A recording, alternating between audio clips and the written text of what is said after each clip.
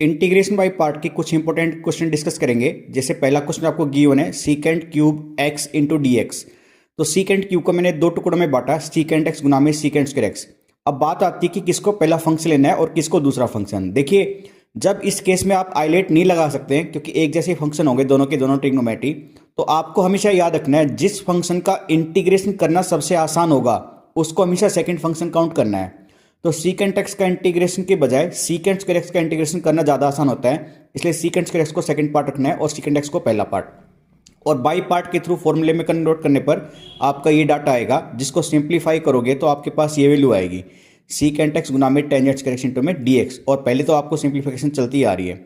अब देखिए, tangent square x की वैल्यू पुट करानी है तो आपको आइडेंटिटी मालूम है, सीकेंट स्क्वायर एक्स माइनस में टेंजेंट स्क्वायर एक्स 1 होता है।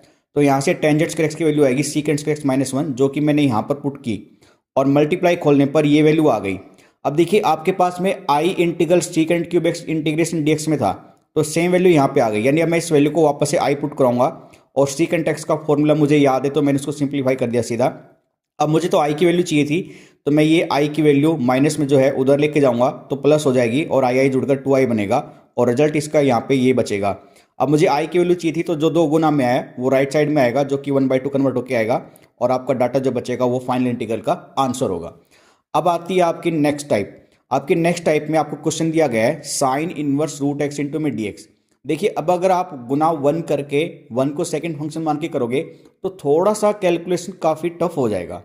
तो उस वे में ना जाकर मैं आपसे कह रहा हूं, आप दो तरीके से इसको सोल्व कर सकते हैं। पहला तरीका है रूट एक्स को टी मान लीजिए, तो यहां से एक्स की वैल्यू टी स्क्वायर आएगी और डिफरेंशिएशन करने पर डी एक्स आएगा 2t dt।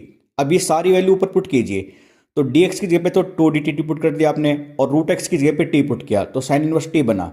अब दो बाहर ले लिया मैंने, टी इंटू में sine inverse t into d t. ILATE की फॉर्म से इनवर्स फंक्शन पहले आएगा इसलिए पहला फंक्शन काउंट होगा, एलजेब्रिक फंक्शन बाद में आएगा इसलिए उसको सेकंड फंक्शन काउंट करेंगे और रूल के हिसाब से इसको सिंप्लीफाई कर देंगे।